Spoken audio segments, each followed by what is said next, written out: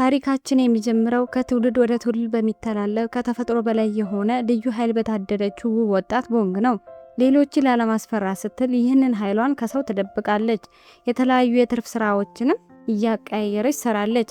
በአንጻሩ ሂዮንግ ደግሞ ከጠላቶቹ ሊጠብቅ የሚችል የግል ጠባቂ የሚፈልግ ስኬታማ የንግድ ሰው ነው። አንድ ቀን ቦንግ ዕቃ ለማድረስ በመሄድ ላይ ያለች መንገዷን የዘጋ ትምህርት ቤት አውቶቡስ እና ሹፌሩ የሚያንገላቱ ሰዎችን ትመለከታለች። ጥቃቱን እንዲያቆሙበት ትህትና ብትጠይቃቸውም በእድሜዋ ምክንያት አቅልለው ስላዩት ሊሰማት አልፈለጉም። ነገር ግን እሷ ወደ ኋላ አላለችም። ልዩ ኃይሏን በመጠቀም ራሷን ተከላክላ ድል አደረገቻቸው። ይህንን ሁሉ ትዕይንት ከሩቅ ሆኖ ሲከታተል የነበረው ሂዮንግ ሁኔታውን ለማድረግ ወዲያውኑ ወደ ፖሊስ ደወለ። ፖሊስ ጣቢያ ውስጥም መኮንኑ ቦንግን ድርጊት ላይ ምርመራ ለመጀመር ሲነሳ ሂዮንግ ጣልቃ በመግባት እሷ ንጹህ መሆኗንና ጥፋተኞች እንዲቀጡ አጥብቆ ተሟገተላት። እሷን በድርጊቱ ግራ በመጋባት ሁሉንም ነገር እያየ ለምን እንደረዳ ጠየቀችው። እሱም ምንም አይደል በማለት ምስጋና እንደሚገባው በሚያሳይ ስሜት መለሰላት። እሷ ግን እኔ እንዲህ አይነት እርዳታ አልጠበቅኩም አይደል ብላ ስትመልስለት፣ ከዚያም ቦንግ ወደ ቤተሰቦቿ ዘንድ ሂዳ እናቷን ተስማሚ ስራ አግኝታ እንደሆነ ወይም ደግሞ የሚያገባት ሀብታም ሰው አግኝታ እንደሆነ ጠየቀቻት። ቦንግ በየቀኑ በሚደጋግሙ የቤት ስራዎች ሰልችቷታል። በሌላ በኩል ሂዮንግ ሰላምና ጠንካራ የግል ጠባቂ ይፈልጋል። ያያትን ድንቅ ሴት ለመቅጠር ወሰነ። ጸሐፊውን ፈልጎ እንዲያመጣ ታዘዘው።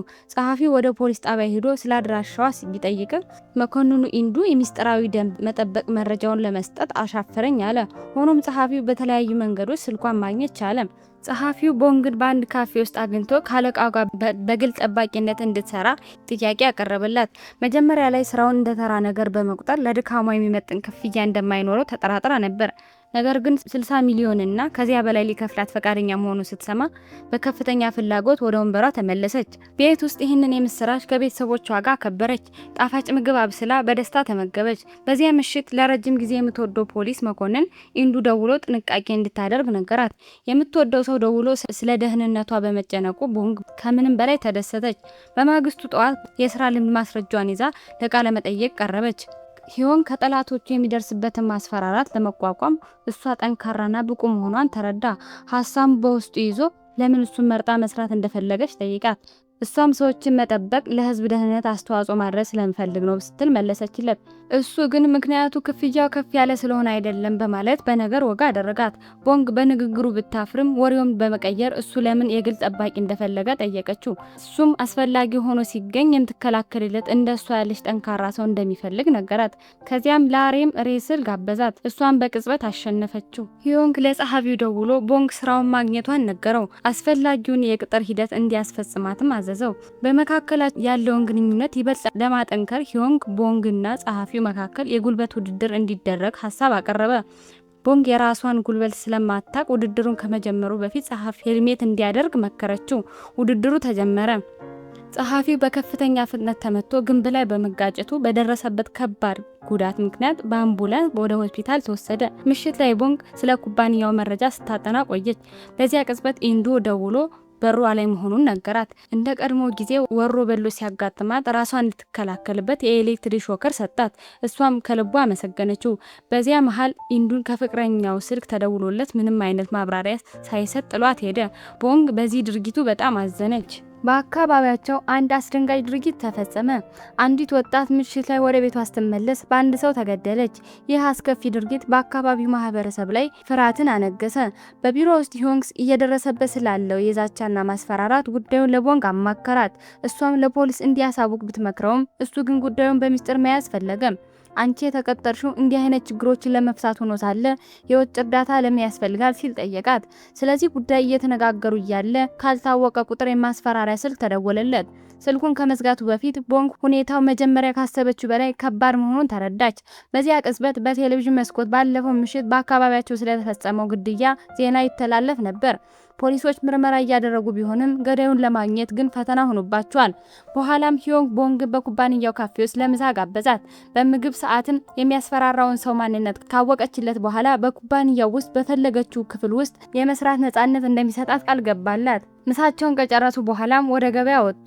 ከዚያም የግል ጠባቂነቷን በሚስጥር እንዲጠብቅ በሚል ሰበብ እጇን ይዞ አብሯት ተጓዘ። በሰፈሯ መንገዶች ላይ አንዲት ሴት ከሚከታተላት ሰው ለማምለጥ ትጣደፋለች። ሰውየው ግን ያዛትና ክፉኛ ደበደባት። በኋላም አመለጠ። ልጅቷ ሆስፒታል ገባች። አንድ የአይን ምስክርም ስለ ሁኔታው ለፖሊስ ሪፖርት አደረገ። ፖሊሶችም ስለ ሰውየው መልክ ሲጠይቁ ቁመቱ ሜትር ከ80 እንደሚሆንና ማስክ አድርጎ ስለነበር ፊቱን መለየት እንዳልተቻለ ነገራቸው። በማግስቱ ቦንግ ጸሐፊውን ለመጠየቅ ሆስፒታል ሄደች። በዚያም በሚስጥራዊ ጉዳይ ኢላማ የተደረገችው ሴት ለመጠበቅ የመጣው ኢንዱን አገኘችው። ኢንዱ ልጅቷን ለጥቂት ጊዜ እንድትጠብቅለት ጠየቃት። በዚያ መሃል ራሱ እንደ ሐኪም ያስመሰለው ሰው ራሷን ስታ የነበረችውን ልጅ ይዟት ጠፋ።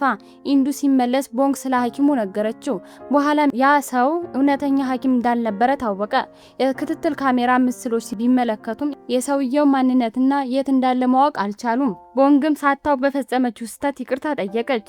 ኢንዱ ግን በውስጡ እሷን የሚጠብቅ የግል ጠባቂ የመመደብ አስፈላጊነት ተሰማው። ያ ሚስጥራዊ ሰው ልጅቷን አግቶ መርፌ ወጋት ነበር። በሷ ስቃይ እየተደሰተ ቪዲዮ ለመቅረጽ ወሰነ። እንደ መጀመሪያው ትዕይንቱ ስለቆጠራትም ለጊዜው ህይወቷን አተረፈላት። በሌላ በኩል የጊታር ትምህርት እየተማረች ያለችው የኢንዱ ፍቅረኛ ሂጂ ለዛሬው ቀጠሯቸው ልዩ ነገር ከፍቅረኛዋ ብትጠብቅም ኢንዱ ግን ቀኑን ረሳው። የእጮኝነት በዓላቸው መሆኑ አስታወሰችው። ምንም እንኳ ብታዝንም ቅያሜዋን ደብቃ እንደተረዳች ሆና ተናገረች። ሂዮንግ በእለቱ በነበሩት ክስተቶች ምክንያት ቦንግ በቤቱ እንድታድር ሀሳብ አቀረበ። እሷም ለተጨማሪ ሰዓታት ክፍያ እንዲከፍላት በመስማማት ተቀበለች። አለቃዋ ቤት እያለችም ከኢንዱ ስልክ ተደወለላት። ባለቃዋ ጥያቄ እዚያ እንደምታድር ነገረችው። ምግብ እየበሉ እያለም በሩ ተንኳኳ። የመጣው የፖሊስ መኮንኑ ኢንዱ ነበር። በሁኔታው በመበሳጨቱ ገልጾ እዚያ ለማደር ከእናቷ ፈቃድ ማግኘት እንዳለባት ነገራት። እናቷም ቀድሞውኑ ሀብታም ሰው እንድታገባ ስለምትመኝ ባለቃዋ ቤት እንድታድር ወዲያውኑ ፈቀደችላት።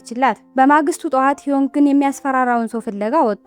ሰውየውን ሲያገኙት ቦንግ በቁጥጥር ስር አዋለችው። ነገር ግን እሱ ሂዮንግን ለሚፈልግ ሳይሆን ሞተር ሳይክል ለመስረቅ የመጣ ተራ ሌባ መሆኑ ታወቀ። በመቀጠልም ሂዮንግ ለምርመራ ወደ ሆስፒታል አመራ። ምክንያቱም ሌባው ጋር በነበራቸው ግጭት ወቅት ቦንግ ሳታስበው በልዩ ኃይሏ ጎድታው ነበር። ሆስፒታል እያለም ጸሐፊውን ለመጠየቅ ወሰነ። በመንገዳቸው ላይ ኢንዱን ከፍቅረኛው ጋር አገኟቸው። ቦንግ እጃቸው ተያይዘው ስታያቸው የቅሬታና የሀዘን ስሜት ተሰማት። ብዙም ሳይቆይ ኢንዱ ለብቻዋ ወስዶ ካለቃዋ ጋር ብዙ ጊዜ ማሳለፏ እንዳልተመቸው ነገራት። እሷም ለሷ ያለውን ስሜት ስትጠይቀው ፍቅረኛ ስላለው እሷ ጓደኛው ብቻ መሆኗን ነገራት። ሆኖም አለቃዋ ጋር ስላላት ግንኙነት ከመጨነቅ ወደ ኋላ አላለም። በዚያ ሆስፒታል ውስጥ የጋንግስተሮቹ መሪ የተደበደቡ ሰዎች ለመጠየቅ መጣ። ጉዳቱን ያደረሰችው አንዲት ሴት መሆኗን ሲረዳ በከፍተኛ ሁኔታ ተቆጣ። ክብራቸው መመለስ እንዳለባቸው አጥብቆ አዘዛቸው። በኩባንያው ውስጥ ስብሰባ ተጠራ። ሂዮንግ አስፈራሪው ከእነዚህ ሰዎች መካከል ሊሆን ስለሚችል ለእያንዳንዱ ሰው ትኩረት እንድትሰጥ ነገራት። ከስብሰባ በኋላም ቦንግ ጥርጣሬዋ በራሱ አባት ላይ መሆኑን ነገረችው። ምክንያቱም በስብሰባው ወቅት እሷ ላይ ብቻ ትኩር ብሎ ይመለከታት ነበር። በሌላ በኩል ገዳዩ ሌላ ሴት አግቶ በመኪና ውስጥ በመቆለፍ አሰቃቂ ድርጊቱን ቀጥሏል። መጀመሪያ ላይ ከመኪናዋ አምልጣ ለመሄድ ብትሞክርም ተከታትሎ ያዛትና በብረት ራሷን እስክስት ድረስ መታት። ከዚያም ቀደም ሲል ሌሎች ሰለባዎቹን ወደ ሰራበት ጋራዥ ይዟት ሄደ።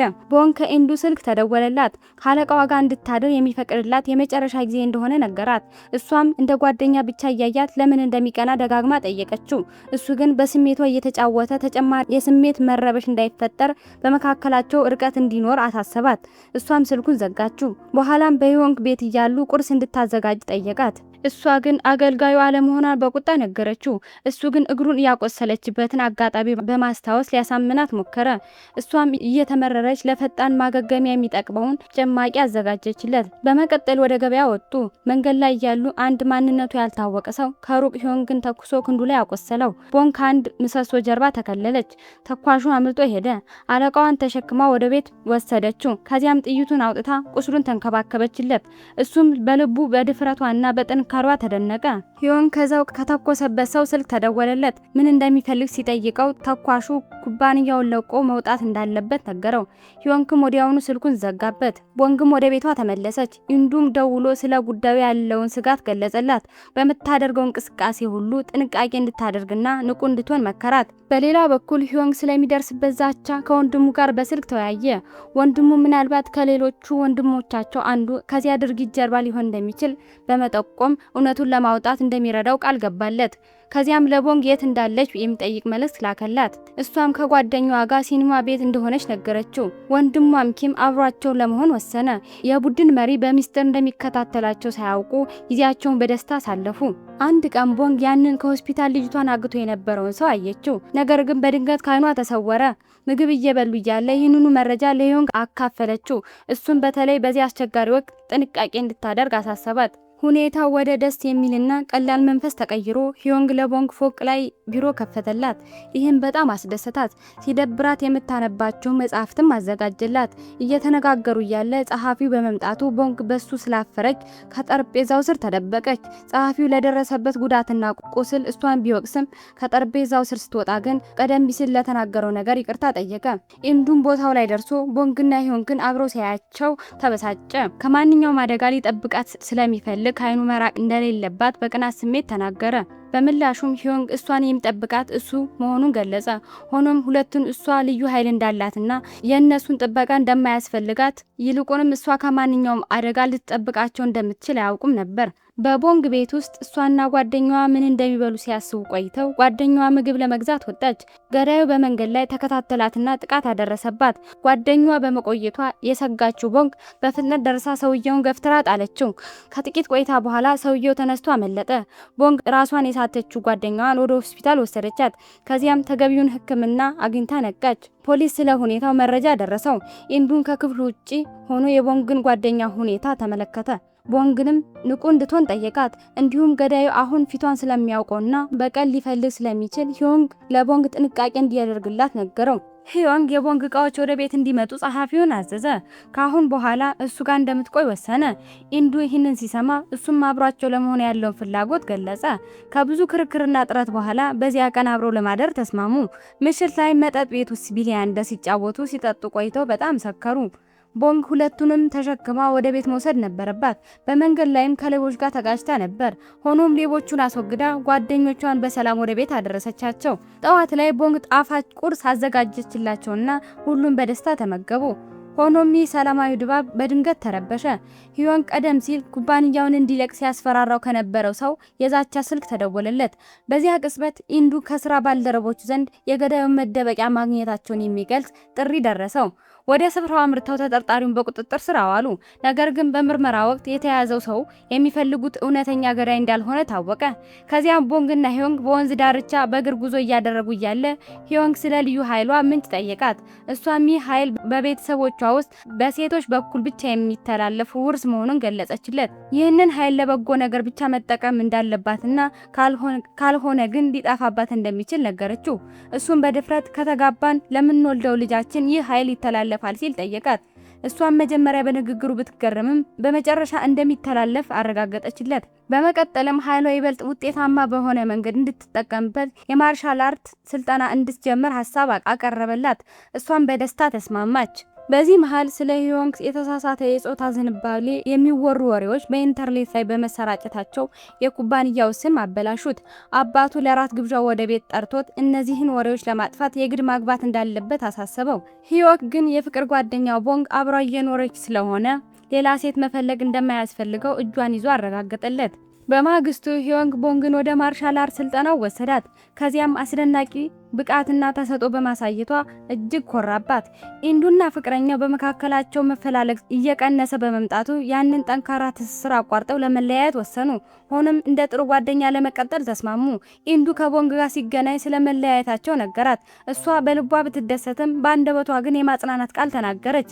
ምሽት ላይ ቦንግ በድንገት ከእንቅልፏ ስትነቃ ከሂዮንግ ክፍል የሚመጣ ድምፅ ሰማች። አንድ ዘራፊ ሊያጠቃው ሲሞክር ደርሳ በፍጥነት በቁጥጥር ስር አዋለችውና በገመድ ፕላስተር አሰረችው። ጠዋት ላይ የወንበዴው ስልክ ሲጠራ ሂዮንግ መለሰ። ደዋዩም የጋንግስተሮች መሪ ነበር። ሂዮንግ ከጥቃቶቹ ጀርባ ማን እንዳለ እንደማያውቅ በመንገር ዛተበት። በመቀጠልም በኩባንያው ውስጥ አስቸኳይ ስብሰባ ጠራ። በስብሰባው ላይ ላለፉት 6 ወራት በዚህ ክፍል ውስጥ ካለ ሰው የሞት ዛቻ እየደረሰበት እንደነበር የሚገልጹ የጥቃት ትዕይንቶችን በስክሪኑ ላይ ያሳያቸው። ሂዮንግ ወደ ቦንግ ቤት በመሄድ እሷን ይዟት እንዲሄድ እናቷን ፈቃድ ጠየቀ። እናቷን በጣም ተደስታ በሞቅታ ወደ ቤተሰቡ ተቀበለቻቸው። ኢንዱንም ጋብዛ ጣፋጭ ምግብ አቀረበችላቸው። ሂዮንግ በቤቱ ድባብና በምግቡ በጣም ተደሰተ። ባልታወቀ ሁኔታ የጋንግስተሮቹን መሪ ሂዮንግን አግኝቶ ይቅርታ ጠየቀው። እንዲሁም ስለ ጥፋተኛው መረጃ የያዘ ፍላሽ ሰጠው። ሂዮንግ ፍላሹን ኮምፒውተሩ ላይ ሰካ። ለዛቻዎቹ ተጠያቂ የሆነው ሰው እጅግ በጣም የሚወደው ወንድሙ መሆኑን ደረሰበት። በዚያ እውነታ ደንግጦ የሚናገረው ጠፋው። ቦንግ የእሱን ጭንቀት ተረድታ ምክንያቱ ካወቀች በኋላ ስሜቱን ለማደስ ወደ መዝናኛ ፓርክ ወሰደችው። በእሷ እርዳታ በፓርኩ ያሳለፉት ጊዜ በስሜቱ ላይ በጎ ለውጥ አመጣ። ሌላ ሴት በድጋሜ ጠፋች። እናቷን መጥፋቷን በምሽት ለፖሊሶች አሳወቀች። በሌላ በኩል ገዳዩ በጋራዥ ውስጥ ያሰራቸውን ሴቶች ማሰቃየቱን ቀጥሏል። ይህ በእንዲህ እንዳለ ሂዮንግ ሲያስፈራራው ከነበሩ ወንድሙ ጋር ተገናኘ። በንግግራቸው ወቅት ወንድሙ ሊጎዳው አስቦ እንዳልነበርና በቀላሉ ከስልጣኑ እንዲወርድ ብቻ ፈልጎ እንደነበር ገለጸለት። ይህ ድርጊት ግንኙነታቸውን ለማስተካከል የተደረገ ሙከራ ይመስላል። ሂዮንግ ከቦንግ ጋር ወደ ማርሻል አርት ስልጠና ተመለሰ። ትኩረቱም ኃይሏን እንዴት መቆጣጠር እንደምትችል ማስተማር ነበር። በስልጠናው ወቅት ወደ አይኖቿ ትኩር ብሎ በመመልከት ስሜቷን በተፈጥሯዊ መንገድ እንዴት መግለጽ እንዳለባት አበረታታት። ከከባድ ስልጠና በኋላም ኃይሏን በተሻለ ሁኔታ የመቆጣጠር አቅም አገኘች። ቦንግ ሆስፒታል ያለችው ጓደኛዋን ለመጠየቅ ስትሄድ የእሳት አደጋና ከፍተኛ ረብሻ ተፈጠረ። ሆኖም በጓደኛዋ ክፍል ውስጥ አንድ ራሱ እንደ ሐኪም ያስመሰለ ሰው በጓደኛዋ ግሉኮስ ውስጥ የሆነ ነገር ሲወጋት አገኘችው። ፊቱንም ስታየው መጀመሪያ ጓደኛዋን ሊጎዳት የሞከረው ያ ሰው መሆኑን አወቀች። ብታባረረውም ልትደርስበት አልቻለችም። ኢንዱ በሆስፒታል የሆነውን ነገር ሲሰማ ያንን ሰው በማባረሯ ወቀሳት። እሷ ግን ሰውየው ጓደኛዋን ሊጎዳ እንደነበር በመግለጽ ድርጊቷን ተከላከለች። ቦታውን ጥላ ስትወጣ እሱን ተከተላት። የወንበዴዎች ቡድንም እሷ በቅርበት መከታተል ጀመሩ። ሊይዟትም ማሳደዷት። ነገር ግን ኢንዱ ልክ በሰዓቱ ደርሶ ከቡድኑ አባላት ጋር ተዋግቶ ሰውየውን በቁጥጥር ስር አዋለው። ይህ የሆነው እሷ ከሂዮንግ ጋር በምትኖርበት አካባቢ ነበር። ፖሊስ ጣቢያ ውስጥ ኢንዱ ሰውየውን ቢመረምረውም እውነተኛ ገዳይ አለመሆኑ ታወቀ። ቦንግ በቅርቡ በደረሱት ክስተቶች ብትረበሽም የማርሻል አርት ስልጠናውን ቀጠለች። በሌላ በኩል ገዳዩ ከሩቅ ሆኖ መከታተሉን አላቆመም። በንግግራቸው መሃል ሂዮንግ ለቦንግ ኢንዱ የእሷ ፍቅር እንዳለው ነገራት። እሷ ግን ዝምታን መረጠች። ይህም በመካከላቸው ያለው ግንኙነት የቅርብ ጓደኝነት ብቻ መሆኑን ያሳያል። ሂዮንግ ከጓደኝነት ወደ ፍቅር መሸጋገር አንድ በጎ እርምጃ እንደሆነ ጠቆማት። ወደ እርሷ ጠጋ በማለትም ለእሱ ያለው የፍቅር ስሜት አሳያት። በሌላ በኩል ኢንዱ ወደ ገዳዩ እየተቃረበ ነው። በገዳዩ ጋራዥ በመገኘት ስለ ባለቤቱ ጠየቀ። ነገር ግን ያናገረው ሰው ባለቤቱ ለእረፍት እንደሄደ ነገረው። በታሪኩ አስደንጋጭ ክስተት ተፈጠረ። ቦንግ ስልክ ተደወለላት። የእናቷ ድምጽ ነበር። በከፍተኛ ፍርሃትና ጭንቀት ውስጥ ሆና መጥፎ ሰዎች እንደጠለፏት እየጮኸች ነገረቻት። ቦንግ በፍጥነት መኪናዋ ውስጥ ገብታ እየበረረች ሄደች። ሂዮንግ ሲደውልላትም ሁኔታውን አስረዳችው። እሱም ለኢንዱ ደወለ። እሷ ባደረገችው ሰዓት ላይ ባለው ጂፒኤስ አማካኝነት ያለችበትን ቦታ አወቁ። ቦታው ሲደርሱ የከባድ ፍልሚያ ውጤትን ተመለከቱ። የወንበዴዎች ቡድን አባላት በህመም እየጮሁ መሬት ላይ ወድቀዋል። ቦንግ በአስገራሚ ጥንካሬ ቀጥቅጣቸዋለች። ከሳጥኖች ጀርባ ተደብቆ ቦንግን በቢላዋ ሊወጋት ሲጠብቅ የነበረው ሰው ሂዮንግና ኢንዱ አስቆሙት። በዚህ ሰዓት ሂዮንግን ወጋው። ኢንዱ ትግሉን ቀጠለ። ሁሉም የወንበዴ አባላት አቅም አጡ። ሂዮንግ ለሕክምና ወደ ሆስፒታል ተወሰደ። ቦንግ ለደህንነቱ ጸለየች። እናቷ ሆስፒታል መጣ ጠየቀችው። እሱም በህይወት መኖርን ለማረጋገጥ አይኖቹን ከፈተ። ቦንግ አለቃዋን ተንከባከበችው። እሱም በምስጋና ቢመለከታትም ከእርሷ ያገኘው ግን ቸልታና የስሜት መራራቅ ብቻ ነበር። ገዳዩ ሰለባዎቹን በያዘበት ጋራጅ ውስጥ የታገቱ ሴቶች ስለ ሁኔታው እየተወያዩ እርዳታ ለማግኘት ይጮሃሉ። ሆኖም ድምጻቸው የሚሰማ አልነበረም። እንዳለመታደል ሆኖ ገዳዩ ጩኸታቸውን ሰምቶ ዝም ለማሰኘት ጥቃት ሰነዘረባቸው። ኢንዱ እንደገና ወደ ጋራጅ ተመልሶ ከገዳዩ ጋር ተነጋገረ።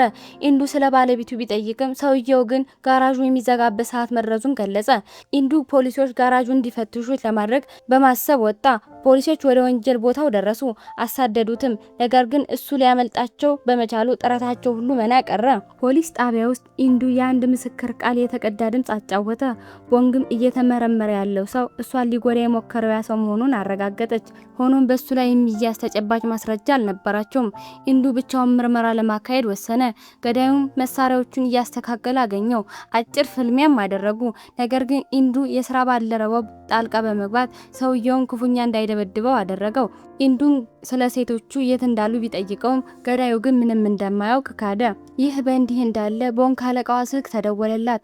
እሱም በስራዋ ሽልማት እንደተሰጣትና በኩባንያው ውስጥ የፈለገችው በፈለገችው የስራ መደብ መምረጥ እንደምትችል በመንገር አስገረማት። በደስታ ተሞልታ ስልኩን ዘጋችውና በደስታ ጨፈረች። ወደ ቢሮዋ ስትሄድ ሂዮንግ የእንኳን ደስ አለሽ መግለጫ፣ የጥቅማ ጥቅም ስጦታዎችና የስራ መታወቂያዋን ሰጣት። ወደ ቤት ተመልሳ ለሁለቱ ስላላት ግራ የተጋባ ስሜት ለጓደኛዋ አማከረቻት። በውጭ ሂዮንግን አገኘችው። እጇን ይዞ በልቡ ላይ በማድረግ የልብ ትርታው እንድትሰማው አደረገ። ለሷ ያለውን የፍቅር ስሜትን በግልጽ ነገራት። በሌላ በኩል ምሽት ላይ ኢንዱ ደውሎ ለፍቅር ቀጠሮ ጋበዛት። እድሌ መቼውን ይምቃናል በማለት አሰበች። በሁለት ወንዶች መካከል የትኛውን እንደመምረጥ ተቸገረች። በመጨረሻም ሀሳቡን ገሸሽ አድርጋ ተኛች። በስራ ቦታ ከሁለት ወንዶች መልእክት ይደርሳት ነበር። እሷ ግን በስራ እንደተጠመደች በመግለጽ መለሰችላቸው። ሂዮንግም ሆነ ኢንዱ በኩባንያው ውስጥ ስጦታዎችን ላኩላት። ባለቃውና በጠባቂው መካከል የፍቅር ታሪክ መጀመሩ ለሰራተኙ በግልጽ እየታየ ነበር። ይህም ለሂዮንግ መልካም ፍጻሜ እንደሚሆን ፍንጭ ሰጠ። ኢንዱ ቦንግን አግኝቶ ስሜቱን ለመግለጽ ደጋግሞ ቢሞክርም ገዳዩ የቀድሞ ፍቅረኛው ኢላማ ማድረጉን የሚገልጽ ስልክ ደወለለት። ሁሉንም ነገር ትቶ እሷን ለመርዳት ሮጠ። ቦንግ ወደ ቀጠሮ ቦታ ስትመጣ ማንም አልነበረም። በሁኔታው አዝናና ተከፍታ ወደ ቢሮዋ ተመለሰች። ኢንዱ የቀድሞ ፍቅረኛውን ከኪም ጋር አገኛቸው።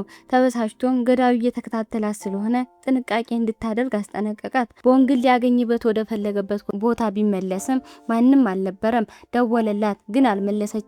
ስለሷ ለመጠየቅ ለጓደኛዋ ደውሎ ውጭ እየጠበቃት እንደሆነ ነገራት። ሲገናኙ ከጓደኛት ያለፈ ግንኙነት አለን ቢላትም የቦንግ ስሜት ግን ተቀይሮ ነበር። እንደ ጓደኛ ብቻ እንደምታየው ነገረችው። በስራ ቦታ ካለቃዋ ጋር ተቀምጣ እያወሩና እየሰሩ በደስታ ጊዜያቸውን ያሳልፉ ነበር። ግን ገዳዩ አሁንም በነፃነት እየተንቀሳቀሰ ነበር። የቦንግ ጓደኛን አገታት። አሁን የታጋቾቹ ቁጥር ጨመረ። እያሰቃያትን ጀመር። ቦንግ ጨምሮ የት እንዳለች የሚያውቅ ማንም አልነበረም። ገዳዩ ሁልጊዜ ከፖሊሶች አንድ እርምጃ ቀድሞ የሚገኝበት ምክንያት ነበረው። ምክንያቱም በሆነ መንገድ በፖሊስ ጣቢያ ውስጥ ድብቅ ካሜራዎችን መትከል ችሎ ነበር። ኢንዱ ይህንን ሲያውቅ በንዴት እብድ ሆነ። ይህ ሁሉ ጊዜ ገዳዩ በፖሊሶች ላይ ሲቀልድባቸው ነበር። የፍቅር አምላክ ቀስት የቦንግን ልብ ወግቶታል። እሷና ሂዮንግ በደስታ ጨረቃ ላይ እንዳሉ ያህል በፍቅር ክንፍ እየበረሩ ነው። ነገር ግን ምሽት ላይ ከጓደኛዋ የሚመጡ የጽሁፍ መልእክቶች ለውጥ እንዳላቸው አስተዋለች። ብትደውልላትም ምላሽ አላገኘችም። ጥርጣሬ በውስጧ ነገሰ። ለኢንዱ ደውላ ስለ ጓደኛዋ ነገረችው። ከዚያም በኋላ ጓደኛዋ ታስራ ስትሰቃይ የሚያሳይ የቪዲዮ ምስል ከገዳዩ ደረሳት። በድንጋጤ ልቧ ሊቆም ምንም አልቀረውም። ምን ማድረግ እንዳለባት ግራ ተጋባት። ወደ ጋራዡ ሄዳ ሰራተኛውን ስለ ባለቤቱ ጠየቀችው። ምንም ምላሽ ባታገኝም ኃይሏን በመጠቀም መኪኖቹን እየገለባበጠች ፈተሸች። ገዳዩ በካሜራ ሲመለከታት በከፍተኛ ፍርሃት ተዋጠ። ልጅቷን ይዞም ከቦታው ፈረጠጠ። ቦንግ ሴቶች የታሰሩበትን የመሬት ክፍል ውስጥ አገኘች። ብረቶችን ሰባብራ ነፃ ወጣቻቸው። የገዳዩ ተባባሪ ቦታውን ለማጥፋት ትዕዛዝ ደርሶት ነዳጅ በማርከፍከፍ አካባቢውን በሳት አቃጠለው። ጓደኛዋን በማንኛውም ዋጋ ለማግኘት ቦንግ የገዳዩ መመሪያ መከተል ጀመረች። ገዳዩ በተለይ የሷን አስደናቂ ጉልበት ካየ በኋላ በሷ ላይ ከፍተኛ ፍላጎት አድሮበታል። ሂዮንግ ለቦንግ በሰጣት የአንገት ሐብል ውስጥ ባለው ድብቅ መከታተያ አማካኝነት ያለችበትን ማወቅ ቻለ። ለኢንዱ ደውሎ ታጋቾቹን ለማዳን አብረው ሄዱ። ቦንግ በተባለው ቦታ ደረሰች። ጓደኛዋ ስትጠራት ደካማ ድምፅ ሰማች። ፍለጋዋን ስትቀጥል ታስራ መንቀሳቀስ በማይችለው ጓደኛዋ ላይ ትልቅ ከባድ ብረት ያለው የዊንች ማሽን ወደ እርሷ ሲመጣ አየች። ልክ በሰዓቱ ቦንግ ጓደኛዋን ከአደጋው ቀጠና ጎትታ ወጣቻት። በዚያ ወሳኝ ሰዓት ግን ቦንግ ኃይሉ አጠፋ። ምክንያቱን የሚያውቀው አምላክ ብቻ ነው። ሆኖም ሂዮንግ ደርሶ አዳናትና ከገዳዩ ጋር ፍልሚያ ገጠመ። ኢንዱ ሽጉጥን ወደ ላይ በመተኮስ የማስጠንቀቂያ ጥይት ሲያሰማ ገዳዩ በመኪና አምልጦ ሄደ። አሳደዱት። የገዳዩ መኪና ከገደል ላይ ተንሸራቶ ውሃ ውስጥ ወደቀ። ፖሊሶች በአካባቢው ቢፈትሹም አስከሬኑን ግን ሊያገኙት አልቻሉም። ለተወሰኑ ቀናት ሰላም ሰፈነ። የቦንግና የሂዮንግ ግንኙነት ይበልጥ እየጠነከረ ሄደ። ፍቅራቸውን በኮሪያውያን ብቻ ሳይሆን በጎረቤቶቻቸው ዘንድ እውቅናና አድናቆትን አገኘ። ይህ በእንዲህ እንዳለ ገዳዩ በንዴት ይንተከተክ ነበር። ጸጉሩን በመቆረጥና ንጹህ ልብስ በመልበስ መልኩን ቀየረ። በሂዮንግ ኩባንያ ውስጥ ለስራ መለከተ። ማንም ሊያውቀው ባይችልም የኢንዱ ፖሊስ ስሜት ግን ወንጀለኛ መሆኑን ጠረጠረ። ይህ በኢንዱና በሰውየው መካከል አጭር ግጭት እንዲፈጠር ቢያደርግም ብልጡ ወንጀለኛ አምልጦ ቦንግን አገታት። በህንፃው ጣሪያ ላይ ባለ ዝግ ክፍል ውስጥም አሰራት። በወገቧ ላይም የሚቆጥር ፈንጂ አሰረባት። ራሷን እስክትስት ድረስ መቷት በሩን ቆልፎባት ሲሄድ ሁኔታው እጅግ አደገኛ ሆነ። ኢንዱ ለሂዮንግ ደውሎ ገዳዩ እስኪያገኙ ድረስ ለህንፃው መውጫና መግቢያዎች እንዲዘጉና ጥብቅ ጥበቃ እንዲያደርጉ ነገረው። ሂዮንግ በሰጣት የአንገት ሐብል ውስጥ ባለው መከታተያ አማካኝነት ቦንግ ያለችበት ቦታ አገኘ። ሆኖም እዚያ ሲደርስ የተቆለፈው በር ሊሰበር አልቻለም። እሷም ውስጥ ሆና ጥቂት ደቂቃዎች ብቻ ለቀሯት አስከፊው ጣፋንቷ ትቷት እንዲሄድ ተማጸነችው። እሱ ግን ለብቻዋ ሊተዋት አልፈለገም። ሞት በቦታው ላይ ጥላውን አጥልቷል። ሂዮንግ በሩን ለመስበር የሚያደርገው ጥረትና የቦምቡ አስፈሪ ቆጠራ ተቀራርበዋል። ሁላቸውም ታምር እንዲፈጠር እየጸለዩ ሳለ በማይታመን ሁኔታ ታምር ተፈጠረ። ቦንግ ልክ በሰዓቱ ተፈጥሮ ኃይሏ ተመለሰላት። ወዲያውኑ በወገቧ ላይ የታሰረውን ቦምብ ፈታችና በሙሉ ኃይሏ ወደ ሰማይ ወረወረችው። ቦምቡ በአየር ላይ ፈንድቶ ጨለማውን ሰማይ በኃይለኛ የርችት ትዕይንት አበራው። በተሰበሰበው ህዝብ መካከል የነበረው ገዳይ እቅዱ በመክሸፉ በቅሬታ አካባቢውን ለቆ ሄደ። አሁንም እጅ አልሰጥም፣ ጥንካሬና ጽናት ሁሉን ያሸንፋል የሚለውን የቤንጃሚን ፍራንክሊን አባባል መመሪያ ያደረገ ይመስላል። በዚህ ጊዜ ቦንግን ኢላማ ለማድረግ ጠመንጃ ገዛ። እንደ ድል ሆኖ የጦር መሳሪያ ሻጩ አደጋውን በመረዳት ለፖሊስ ሪፖርት አደረገ። ፖሊሶቹም ወዲያውኑ ለጥንዶቹ ስለሚመጣው አደጋ መረጃ ሰጡ። ከገዳዩ ስልክ ተደወለላት። የሆነ ቦታ ለመገናኘት ተስማሙ። ነገር ግን በዚያ ጊዜ በደም ስሮቹ ውስጥ የሚመላለሰው የጭካኔ ስሜት ለማቀዝቀዝ ሁሉ ነገር ታቅዶ ነበር። ምሽት ነው። ገዳዩ ከሩቅ ሊተኩስባት በሚችልበት ክፍት ቦታ ላይ እየተጓዘች እያለ ተኮሰባትና ወደቀች። ፖሊሶች የገዳዩን መደበቂያ ማግኘት ቻሉ። ሊያመልጥ ሲሞክር ግን ቦንግ ዘላ አጠገቡ አረፈች። አይኖቹም በአድናቆትና ግራ በመጋባት ፈጠጡ። መልሱ ግን ቀላል ነበር። ጥይት የማይበሳው መከላከያ ለብሳ ነበር። በኃይሏ በልጣ በከባድ ሳጥን ስር አሰረችው። በዚያም ገዳዩ አቅም አጥቶ ስጋት መሆኑ አከተመ። በማግስቱ እንደ ቦንግ ሰላማዊና አስደሳች ቀንን አሳለፉ። ሂዮንግ በህይወቱ ካወቃቸው ሴቶች ሁሉ እሷ በጣም ደፋር፣ ብልህና ቆንጆ መሆኗን ነገራት። በክፍሏ ውስጥ እያለች አባቷ ገባ። ኃይሏን ሰዎችን ለመርዳትና ከክፋት ለመከላከል በመጠቀሟ እንደሚኮራባት ነገራት። አንድ ቀን ቦንግ በቢሮዋ ውስጥ እንገናኝ የሚል የሂዮንግ መልእክት ያለበት ቆንጆ ድብ አገኘች። ድቡንም ስማው እሱን ወደ ጠራት የባህር ዳርቻ በፍጥነት ሄደች። እዚያም ቀለበት አውጥቶ የትዳር ጥያቄ አቀረበላት። የእሷ ምላሽም በጣም ቀላልና በደስታ የተሞላ አዎ የሚል ነበር። አስደሳቹ ዜና በፍጥነት ተሰራጨ። ብዙም ሳይቆይ ሰርጋቸው ሆነ። እሱን በፍቅር አይኖች እየተመለከታት ቃለ መሐላ በመለዋወጥ በይፋ ባልና ሚስት ሆኑ። ታሪካችን እዚህ ላይ ተጠናቀቀ።